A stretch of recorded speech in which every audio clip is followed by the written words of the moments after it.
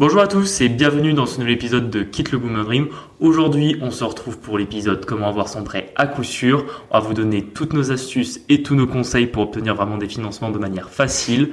N'hésitez pas à nous suivre sur les différents réseaux sociaux et notamment à vous abonner à notre compte Instagram, à vous abonner également au podcast sur Spotify, Google Podcast ou Apple Podcast et à nous laisser 5 étoiles si c'est pas déjà fait. Je remercie grandement ceux qui l'ont déjà fait. On lance tout de suite l'épisode et juste avant, jingle.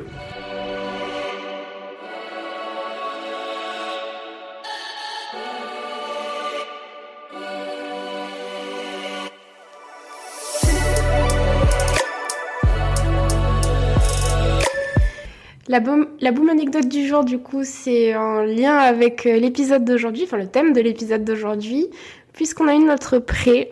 Alors, pour ceux qui... Un nouveau projet. Ouais, pour un nouveau projet. C'est le plus gros qu'on ait fait jusque-là.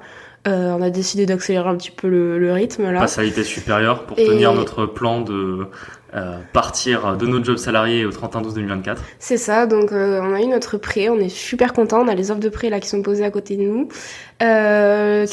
C'est aussi pour ça qu'on n'en avait pas parlé avant, surtout, c'est parce que bon, c'est pas de la superstition, mais bon, je considère que l'étape bancaire c'est un petit peu la clé de voûte d'un projet d'investissement immobilier, et que tant qu'on n'avait pas le prêt, je voulais pas en parler parce que tant qu'on n'avait pas le prêt, c'était pas concret, et là on vient enfin de recevoir les offres, donc ça se concrétise. Il reste encore quelques petites étapes qui vont plus ou moins prendre de temps qu'on va vous détailler après, mais je pense que le plus dur est fait. Ouais, tu sais, moi j'ai juste un truc, j'espère que la signature de la vente, ça prendra pas 6 mois comme la signature du compromis. Ouais, c'est vrai, parce qu'on en avait parlé, qu'on galérait à signer avec le notaire qui était absolument pas prêt et qui estimait que notre signature n'était pas urgente. Bon, ben voilà, on a finalement réussi à signer. On avait signé quand? On avait signé fin septembre, je crois. Fin septembre, ouais. Et là, on vient de recevoir les offres de prêt. Donc pour le coup, on est tombé sur une banquière qui a été très très efficace. Et on est très content. Oui, comme quoi ça varie d'une banque à l'autre. Oui. Et du coup, pour vous parler un petit peu du projet, c'est dans une grosse ville de la Dordogne où vivait Cyrano. Voilà. Exactement, voilà. Et du coup, on est super contents parce que c'est un très gros projet. Si ça se... Voilà, enfin, c'est sûr même que ça se fait, du coup. On passerait de 25 lots à 34. C'est ça. Donc ça rajoute 9 appartements. 9 appartements.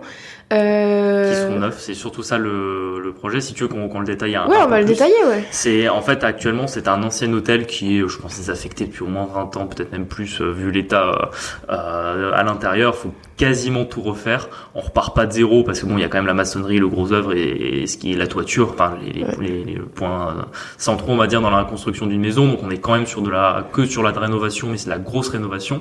Et vraiment, ce qui est bien, c'est qu'on va tout refaire. Donc isolation, menuiserie, sol, plomberie, électricité. On repart vraiment sur du neuf. Et par rapport aux nouvelles problématiques qui vont se poser aux investisseurs immobiliers dans les prochaines années, notamment par rapport au DPE, vous en avez déjà entendu parler. D'ailleurs, ça fait un sujet d'épisode, ça, les DPE. On en reparlera de manière plus détaillée. Mais c'est important, je pense, aujourd'hui d'investir dans des apparts qui sont refaits à neuf déjà, parce que bon, c'est plus plaisant pour les locataires forcément d'avoir quelque chose qui est qui est tout neuf et qui est plus sympa, qui est aux nouvelles normes, d'avoir déjà rien que pour les normes électriques. Bah, souvent dans les vieux immeubles, c'est plus du tout aux normes, et souvent on garde un peu comme ça parce que l'électricité c'est un des postes qui coûte le plus cher. Donc là au moins on va repartir de complètement zéro là-dessus, et on va faire 9 appartements qui vont être assez sympas. Il va y avoir 4 T2 qui feront 30-40 mètres carrés. Alors j'ai plus les dimensions exactes en tête, et puis on aura 5 petits studios, sachant qu'en plus on a la place de faire 8 places de parking. Donc bon, il en manquera une, mais bon, c'est pas très grave. On a la place de faire 8 places de parking parce qu'il y a en fait un ancien hôtel plus une maison, sachant qu'on dit ancien hôtel, mais n'imaginez pas l'hôtel Mercure de 12 étages. Non, c'est un truc de plein pied sur une parcelle qui va faire 600 mètres carrés, un truc comme ça. Ouais. Et on a encore du terrain, donc on va garder les arbres, ça sera assez sympa, ça sera arboré, et il y aura les 8 places de parking. Donc en plus, ça sera vraiment sympa parce que les locataires auront de quoi se garer, sachant qu'on est dans une petite ville à 15 minutes de la gare, donc dans un quartier très résidentiel. Donc ça va vraiment être très sympa. Je pense que ça va être peut-être un de nos projets le plus sympa, en tout cas en habitation. Je sais pas, moi j'ai un peu peur parce que du coup en fait le bien en soi n'était pas très cher à la vente, mais par contre effectivement vu qu'on transforme l'hôtel en appartement, il y a énormément de travaux. Quand ça on sera est sur, prêt, on vous partagera par qui on est passé, etc. Parce que c'est quelqu'un de connu, enfin c'est connu en fait. Oui, on passe par une grosse boîte qui a l'habitude de faire ce qu'on appelle un petit peu dans le jargon clé en main. Méfiez-vous toujours parce que le clé en main, ça reste quelque chose où vous devez y passer du temps. Finalement, le clé en main, c'est plus on va dire sur la partie travaux où ils vont gérer quasiment l'essentiel. En fait, c'est comme si on passait par un architecte ou une maîtrise d'œuvre, hein, c'est plus ou moins ça. Le fonctionnement, et c'est vrai que c'est un projet où on est un quart le prix du bien et trois quarts les travaux. Donc on en reparlera tout à l'heure pour l'aspect financement, mais c'est vrai que sur le papier c'était quelque chose qui était assez dur à financer, sachant qu'en termes de montant on est sur tout compris, on est entre 420 et 450 000 euros. On verra une fois que tout sera fini, on vous détaillera combien ça nous a exactement coûté, mais bon, ça reste un très gros projet en termes de montant, le plus gros qu'on a fait jusqu'à maintenant, et qui accélère sur oui, qui permet vraiment d'accélérer parce que qui dit gros projet, 9 appartements dit aussi gros loyer, surtout moi c'est à ça que je pense. Moi je pense aux apports qu'on va devoir faire. C'est sûr. Et on est à peu près entre 4500 et 4800 euros de loyer par mois. Donc là aussi on verra, on aura tous des chiffres précis une fois que on les aura mis en location et qu'on aura les baux signés, parce que bon là pour l'instant on est sur des estimations, les agences qui nous ont fait des estimations, nous aussi on a testé le marché sur le Bon Coin. Voilà, on sera grosso modo là-dedans. Et ça sera aussi un bien où on va quasiment avoir moitié crédit, moitié cash flow. Bon, il y aura un petit peu de taxe foncière, quelques frais avec l'assurance par-ci par-là, mais ça sera quand même un projet qui sera extrêmement rentable. Donc on est très content, on sera entre 13 et 14% de rendement à peu près. Ce qui est vraiment bien. Ce qui est vraiment bien. Donc on espère que les travaux vont bien se passer. Normalement, le chantier devrait démarrer fin décembre, je pense plutôt début janvier. Et oui, parce qu'on a on connaît quelqu'un du coup qui est sur la ville, Bordeaux, je crois. Oui, tout à fait, quelqu'un de Bordeaux qui fait aussi, qui passe par la même entreprise. Et du coup, lui, ça a pas encore commencé. Pourtant, il avait signé un peu avant nous, quand même, il me semble. Pas tant que ça. Lui, il avait signé le compromis quand nous on avait visité. C'est pour ça. Je pense qu'on a un décalage de 3 mois à peu près. Donc c'est pour ça. Et nous, il faut compter. L'entreprise, elle m'avait dit 3-4 mois de travaux. Moi, je pars sur 6. Je pense quand même qu'en 6 mois, il y a moyen que ce soit fini. Surtout que c'est quand même un chantier qui paraît assez simple, parce que quand vous y connaissez un peu simple par d'autres aspects, tu vois. C'est-à-dire les gros yeux, c'est pour ça qu'ils disent. Exactement, elle me fait les gros yeux. Non, c'est un très gros chantier. Il y a beaucoup de corps de métier qui vont devoir intervenir, mais il y a la place de travailler. C'est grand, il n'y a pas d'étage. Les camions vont pouvoir se garer sur le terrain. Enfin, je veux dire, par rapport à un projet en centre-ville où les camions peuvent pas se garer, où il y a 5 étages à faire à pied sans ascenseur, ou faire intervenir des grues, etc. On est quand même sur quelque chose. Il y a beaucoup de boulot parce que en termes de surface plancher, forcément, on est sur presque 300 mètres carrés, mais par contre, une entreprise de bâtiment, elle voit pas de grosses difficultés, quoi. Suivez-nous sur Instagram, je vous posterai des photos, voire un petit reel si je me chauffe. Exactement, cette semaine. Ça fait une bonne pub. Allez sur le compte Instagram si vous voulez avoir des photos, et on récapitulera aussi les chiffres avant travaux, en tout cas, avant travaux et après travaux là-dessus. Comme ça vous permettra aussi de voir un peu, comme quand on prévoit un projet, qu'on fait ses calculs, est-ce que on est plus ou moins près de la réalité. Bon, nous en général, on a souvent été très près de la réalité, sachant qu'on était quand même parti dans des projets où il n'y avait pas autant de travaux. Donc là, on va voir avec beaucoup plus de travaux si on arrive à avoir une réalité qui est très proche des estimations qu'on avait fait ou pas. Ça sera aussi l'occasion de suivre le truc. Commençons le vif du sujet, le financement d'ailleurs. On en parle parce que du coup, comme on est de bonne humeur et qu'on est content après les banques, vu qu'on a eu notre financement, on s'est dit que c'était le bon jour. C'est le moment pour les saucer. Exactement, pour les saucer un peu, sachant que vous le savez, moi-même je suis banquier depuis 3 ans et demi, non plus que ça, 4 ans. Depuis 4 ans déjà, et j'ai fait peut-être entre 150 et 200 dossiers de financement en 4 ans. C'est à la fois beaucoup et pas beaucoup, hein. Ça dépend toujours de la complexité des dossiers. Moi, c'était quand même des dossiers qui étaient relativement complexes, vu que forcément je travaille en banque d'affaires, donc c'est souvent ce qu'on appelle des dossiers qui rentrent pas dans les cases, parce que là on reviendra là-dessus, mais les banques aiment bien que ce soit très carré, très simple, etc. Moi, c'était souvent des dossiers compliqués, donc ça amène une expertise qui devient assez importante plus rapidement, et des montants qui l'étaient aussi, puisque en 200 dossiers, j'ai dû financer 25 millions d'euros, je pense, à vue de nez. Faudrait que je reprenne, mais je pense que ça doit être à peu près ça. Alors, comment est-ce qu'on obtient un prix, Julien? Dis-nous tout. Moi, je rigole. Si c'était si simple de répondre en une phrase, on a fini le podcast, merci de m'avoir écouté. Pourquoi est-ce qu'on va voir le banquier pour un prêt? Alors forcément, ça vous devez le savoir, la plupart du temps quand on va voir un banquier pour un prêt, c'est pour un prêt immobilier. N'oubliez pas qu'on avait parlé dans l'épisode 2, qu'on vous avait dit de surtout pas faire de prêts conso, et que les prêts conso, c'était malheureusement ce qui maintenait la classe moyenne dans une certaine pauvreté, ou en tout cas une très grande dépendance par rapport à son job salarié, ce qui vous maintient clairement dans la rat race. C'est sûr que si quand vous obtenez votre salaire, vous avez déjà 500 € qui partent dans des prêts conso pour payer la voiture, le voyage, le prêt du mariage et compagnie, forcément ça vous met déjà dans une difficulté assez importante pour mettre de l'argent de côté et pour éventuellement investir en plus. Donc quand vous allez voir le banquier, c'est pour faire un prêt immobilier, parce que forcément les prix de l'immobilier étant très importants en France, malheureusement très peu de gens peuvent se permettre d'acheter cash, ou en tout cas quand on achète cash la plupart du temps c'est parce qu'on avait déjà de l'immobilier ou qu'on a vendu une entreprise et qu'on réinvestit dans l'immobilier, sachant que ça c'est très occidental, parce que c'est vrai que bon, que ce soit en France, au Royaume-Uni, en Allemagne, aux États-Unis, c'est très commun de faire des prêts pour acheter de l'immobilier, quasiment tout le monde le fait. Mais par exemple, vous avez des pays comme en Europe de l'Est où on fait très peu de prêts immobiliers. Par exemple, j'allais regarder des pays par curiosité, comme la Pologne, la Hongrie.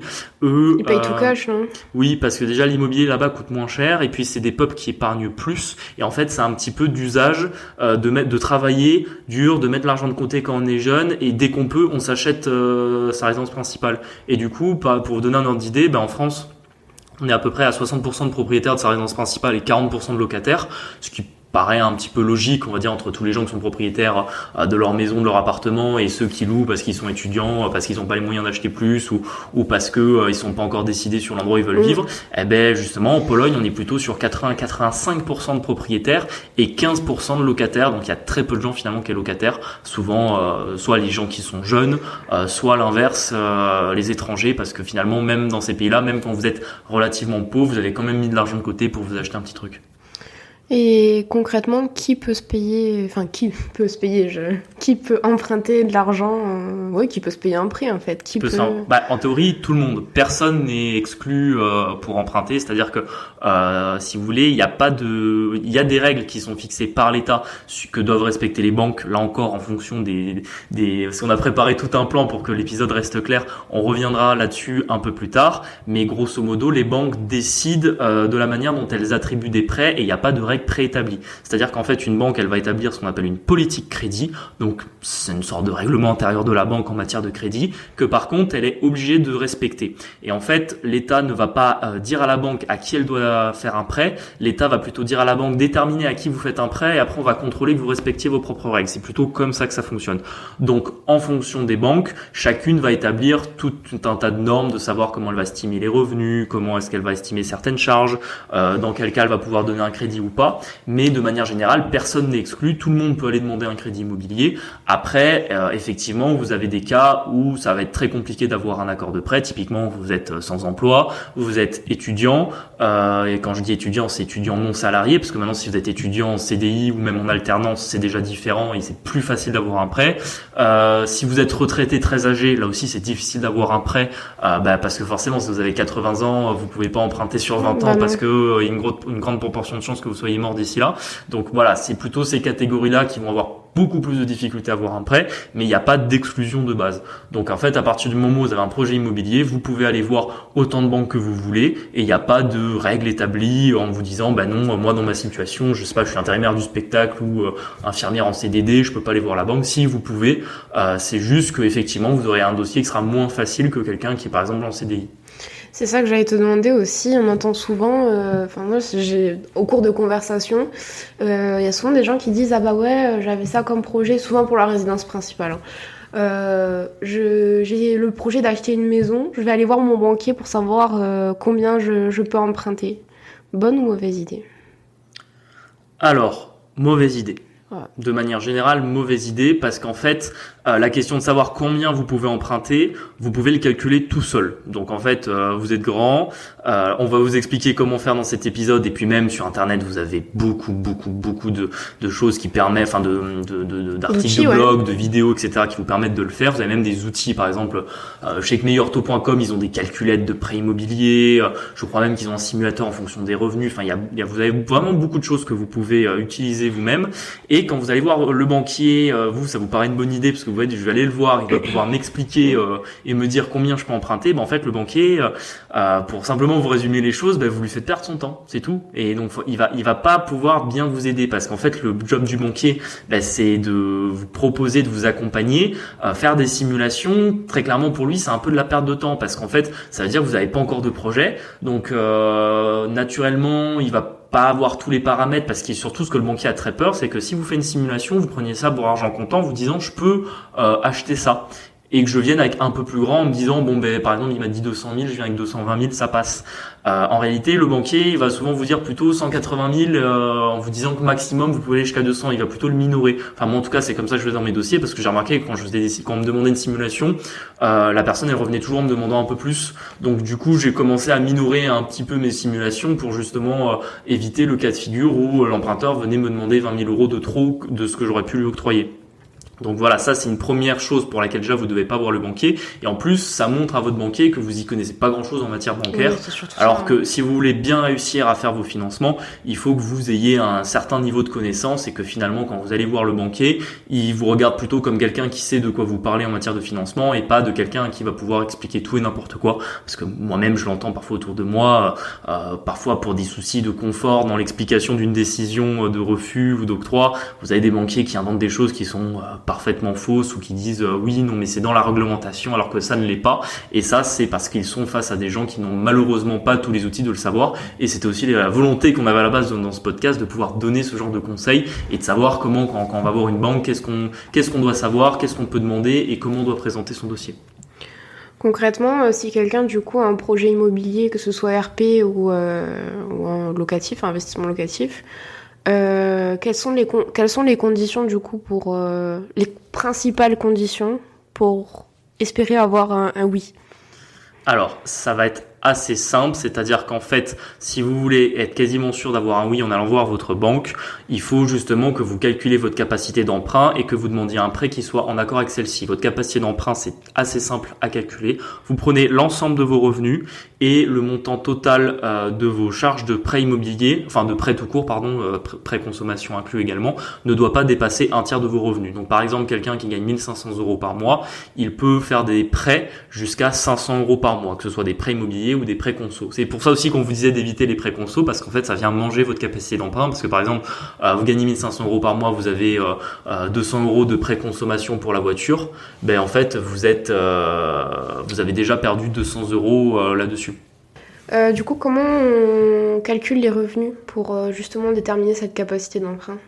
Alors les revenus qui vont être pris en compte, ça va être simplement votre salaire mensuel si vous êtes salarié ou vos autres revenus que vous allez avoir si par exemple vous êtes indépendant. Sachez également que quand vous avez des revenus de type allocation, chômage, ça aussi c'est pris en compte dans un prêt. Alors attention, je n'ai pas dit tous les types de prêts. C'est-à-dire que par exemple si vous faites un prêt consommation de 1 an par exemple et que vous avez un chômage de 2 ans, vu que votre chômage est plus long que la durée du prêt de consommation que vous allez demander, il peut être pris en compte. Par contre, si vous voulez faire un prêt immobilier de 20 ans et que vous avez un chômage de 2 ans, là, vos revenus du chômage ne seront pas pris en compte. C'est pour ça que pour les allocations des enfants, par exemple, ils vont être pris en compte si c'est une allocation que votre enfant est jeune et que c'est une allocation que vous allez potentiellement avoir droit pendant 10 ans. Là, on peut le prendre en compte pour un prêt immobilier. Mais si c'est par exemple juste une allocation, on peut imaginer, je sais pas, s'il y a une allocation pour des très jeunes enfants ou jusqu'à un certain âge et que votre enfant est proche de cet âge-là, à ce moment-là, l'allocation ne sera pas prise en compte dedans. Donc retenez que la plupart du temps, ce qui va être pris en compte, c'est vos salaires ou vos revenus d'indépendant. Donc là, vous prenez votre dernier revenu annuel et vous le divisez par 12.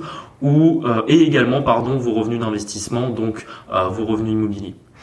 Juste une petite anecdote, il y a pas très longtemps j'ai fait le bilan d'une cliente. Son activité c'était maître d'œuvre, en gros elle donne des conseils pour les maîtres d'ouvrage sur les offices publics de l'habitat, donc les HLM. Et elle s'est mise à son compte il y a 1 an et demi. Et je vois que sur son compte courant, il y a eu plusieurs retraits importants de 20 000, 30 000 euros, etc. Et du coup, je lui dis, ça c'est le genre de choses qu'on doit vérifier en tant que comptable. Et elle me dit, mais c'est parce que j'ai fait l'apport pour ma maison. J'étais là, ah bon, vous avez emprunté pour une maison? Parce que je savais qu'elle touchait le chômage et ça faisait pas très longtemps qu'elle se faisait des bulletins en tant que présidente de sa SASU. Et du coup, oui, elle a réussi à avoir un prêt, c'était la la BP, je crois. Bon, populaire. Ouais, Banque Populaire. Elle a réussi à avoir un prêt pour sa maison. Donc, pour ceux qui connaissent Montpellier, c'est Pérols. Donc, c'est quand même des coins qui coûtent assez cher quand même. Et en fait, la BP, dans ses revenus, ils avaient pris en compte du coup son chômage. Du coup, le chômage qu'elle touchait. Bon, ils se sont basés aussi sur le bilan. Elle a fait deux très bons résultats. Mais t'es sûre de ça? Ah oui, je suis sûre, ouais. Ça, elle me l'a dit. Enfin, elle me l'a dit. Parce que moi, ce que je pense plutôt, c'est qu'ils ont fait par rapport au prévisionnel qu'elle avait sur l'entreprise. On n'a pas fait de prévisionnel. Et aussi, elle s'est versée par contre 2000 euros d'ICA. Pas bien, faut pas le dire, mais 2000 euros d'ICA à titre de remboursement de frais, bon, qui sont fictifs du coup. Mais ça a été pris en compte aussi dans ses revenus comme... c'est incroyable. Tu sais qu'on en avait déjà discuté, mais c'est vrai que sur ce cas-là, je suis vachement étonné parce que bon là ça revient sur ce que je vous disais au début, que chaque banque peut avoir des politiques crédit un peu différentes. Là par exemple dans la banque où je travaille, ce cas-là ne serait jamais passé. Alors je dis pas qu'on n'aurait pas fait le prêt. Par contre, on n'aurait absolument pas pris ces revenus-là. Donc tout ce qui est revenu chômage pour un prêt immobilier, on les aurait pas pris en compte. On n'aurait pas non plus pris en compte les revenus d'ICA. À la limite, on aurait demandé à la cliente de nous faire un prévisionnel de ce qu'elle aurait gagné et on aurait mis ça dans le dossier. En fait, il faut bien savoir que quand la banque décide du nombre, enfin des différents types de revenus qu'elle peut prendre en compte pour votre prêt immobilier, elle n'a pas le droit de revenir là-dessus. Donc la plupart du temps, on va essayer de faire un peu rentrer, c'est un peu ce qu'on dit souvent, c'est qu'on essaie de faire rentrer des rectangles dans des ronds. Ben on essaie un petit peu de demander à ce moment-là un prévisionnel. Si la personne pour l'instant elle est au chômage parce qu'elle est en recréation d'activité ou quelque chose comme ça, on va plutôt se baser là-dessus, alors qu'un prévisionnel, encore une fois, ça ne veut absolument rien dire, plutôt que sur des revenus du chômage, même s'ils sont importants, parce que dans la politique crédit de la banque, c'est pas des revenus qui peuvent être pris en compte pour un prêt immobilier. Donc c'est vrai qu'on avait discuté de ce cas-là, mais c'est intéressant parce que c'est un bon exemple de ce que je vous disais, que même si une banque vous dit non ou que cette banque-là vous dit que eux c'est pas possible, allez voir une autre banque. Chaque banque a un petit peu des règles qui sont propres. Par exemple, à un moment c'était assez important, bon ça s'est arrêté depuis qu'il y a eu les normes HCSF. D'ailleurs c'est peut-être un petit moment, je fais une parenthèse sur les normes HCSF et ça me permet de vous raconter l'anecdote derrière. Les normes HCSF, elles sont arrivées depuis début 2021. Là par contre c'est le gouvernement qui a resserré la vis pour les banques et qui les a obligés à respecter un taux d'endettement maximum des emprunteurs, maximum de 35%. Donc ça revient sur les 1/3 que je vous disais tout à l'heure. Et pourquoi ils l'ont mis? C'était qu'avant, chaque banque décidait. Donc les banques, elles essayaient de plus ou moins respecter 1/3 d'endettement au niveau de leurs emprunteurs, ou alors elles se basaient sur le reste à vivre. Le reste à vivre, c'est ce que calcule la banque, c'est-à-dire que par exemple, vous gagnez 2000 euros par mois, vous avez 700 euros de crédit, la banque va calculer qu'il vous reste un reste à vivre de 1300 euros. Et par exemple, les banques, elles vont estimer que pour une personne seule, il faut un reste à vivre de 900, 2000 euros à peu près. Donc voilà, avant les banques se basaient sur le reste à vivre. Et depuis qu'il y a eu cette norme du gouvernement du HCSF, maintenant les banques sont obligées de respecter le 35% et le reste à vivre n'est plus qu'à la marge et ne peut plus servir seul à critère d'octroi d'un crédit. Et du coup, ça pénalise qui ce truc-là ? Ça pénalise avant tout les gros emprunteurs, parce que c'est eux qui vont se retrouver. Par exemple, si vous avez un médecin ou un notaire qui gagne 10-20 000 euros par mois, même s'il a 10 000 euros de crédit par mois, c'est pas très grave, parce qu'il lui reste toujours 10 000 euros pour vivre. En fait, en réalité, quand vous gagnez 20 000 euros par mois, vous pouvez même être endetté jusqu'à 70% de vos revenus. C'est pas très grave, il vous reste toujours un reste à vivre confortable. Alors bon, ça veut pas dire que c'est forcément un cas qui est encouragé par les banques, mais je veux dire, on en voit et c'est pas anormal. En revanche, plafonner à 35% des gens qui gagnent 20 000 euros par mois, c'est très compliqué parce que c'est une règle un peu stupide du coup, parce qu'on ne fait pas du cas par cas. C'était soi-disant pour faire baisser le prix de l'immobilier. Voyons. Alors qu'en fait, ça pénalise juste effectivement les gens qui veulent emprunter et s'ils avaient vraiment voulu faire baisser le prix de l'immobilier, ils restreignaient l'accès à la propriété aux étrangers. Ça baisse. Mais ça, bizarrement, pour les amis qataris et les Américains et tous les millionnaires de la planète qui aiment bien acheter de l'immobilier en France, ça c'était juste pas possible. Tu as le seum. Non mais bon, bref, c'est des choix qui sont faits comme ça. Et du coup, j'ai perdu l'anecdote que j'allais expliquer sur le critère HCSF. Ouais, mais juste avant, j'allais expliquer une anecdote. Je suis désolé, j'ai perdu le fil de mon anecdote. Oui, voilà, c'était pour revenir sur les banques. Avant, elles avaient par exemple sur les revenus immobiliers, elles avaient des manières très différentes de le calculer. Donc ça, c'était avant le HCSF, donc avant 2021. C'est-à-dire que par exemple, vous aviez la BNP Paribas, elle gardait 90% de vos revenus immobiliers. Donc par exemple, vous gagnez 1000 euros par mois de loyer, par exemple, dans votre demande de prêt, elle vous retenait un revenu immobilier de 900 euros. euros. Par exemple, vous aviez la Banque Postale, c'était 80% de votre revenu immobilier.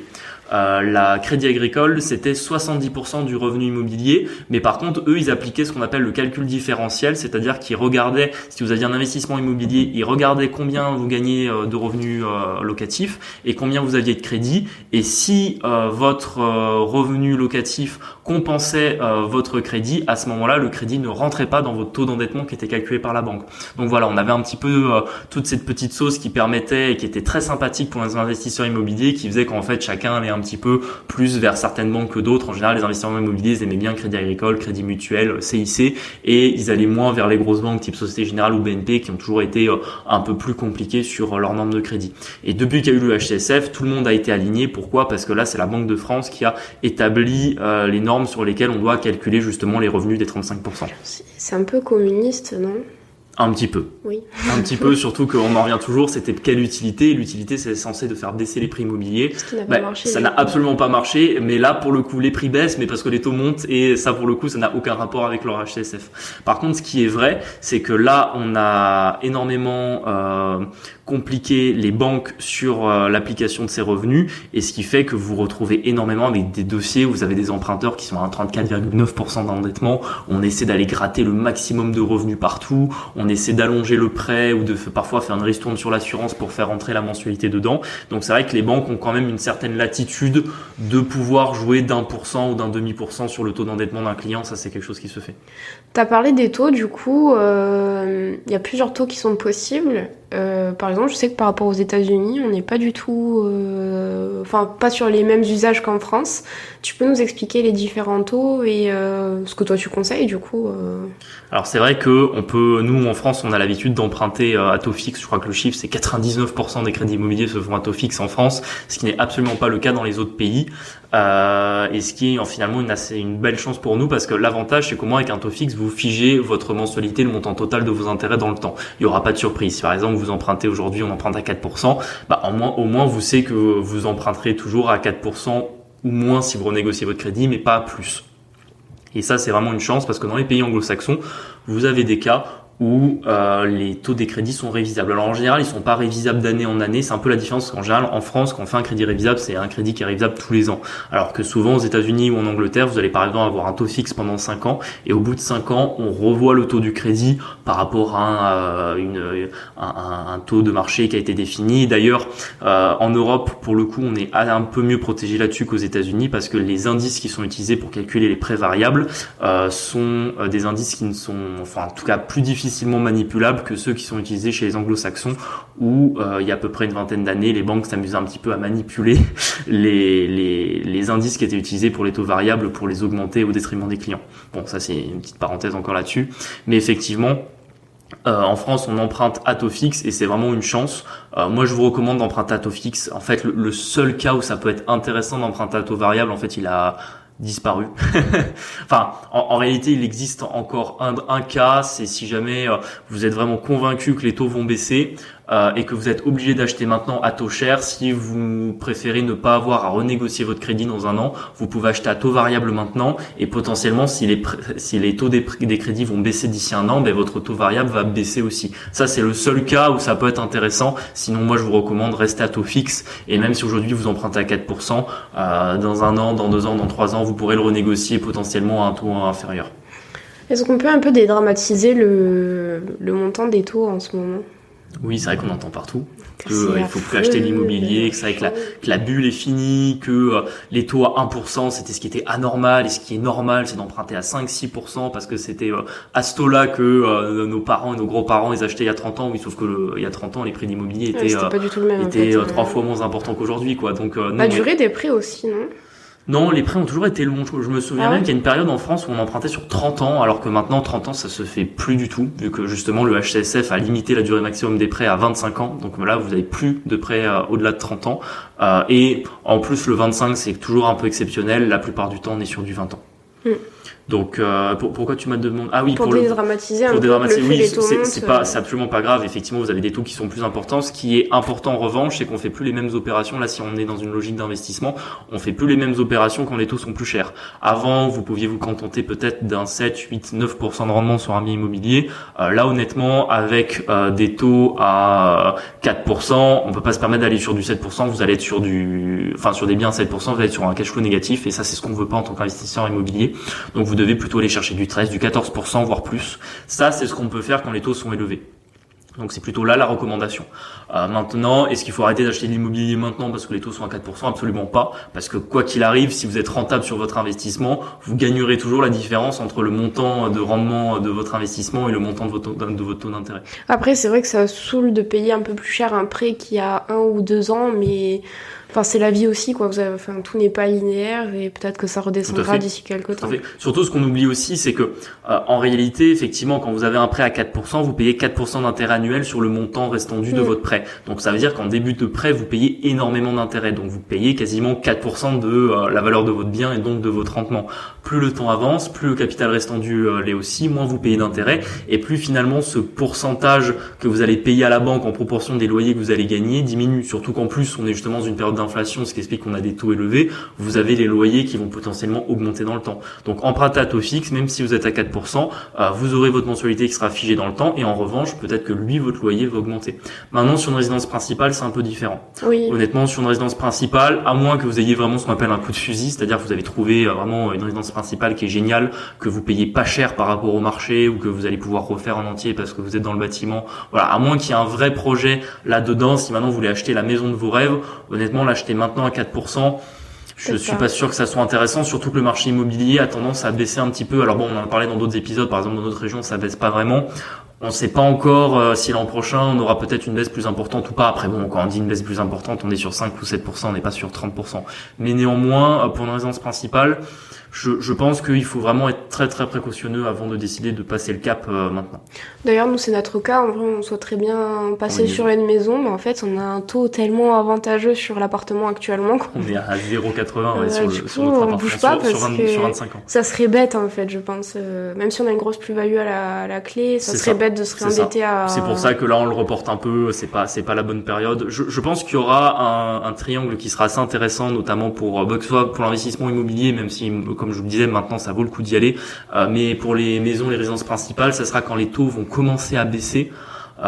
Même qu'ils auront bien commencé à baisser, qu'on sera retourné autour de 2,5% de taux d'intérêt et que on aura un marché immobilier qui sera toujours à l'arrêt parce qu'il n'aura pas repris une vitesse de croisière. Là, vous aurez des coûts à faire sur des résidences principales, des maisons, des appartements qui seront encore sous-valorisés et où par contre vous pourrez emprunter avec des taux qui seront intéressants. C'est un peu ce qui était passé pour ceux qui sont plus âgés que nous et qui ont pu acheter des maisons aux alentours des années 2010, 2011, 2012. Là, les taux des prêts avaient recommencé à baisser et le marché immobilier était quand même nettement moins cher que ce qu'il est aujourd'hui. Okay.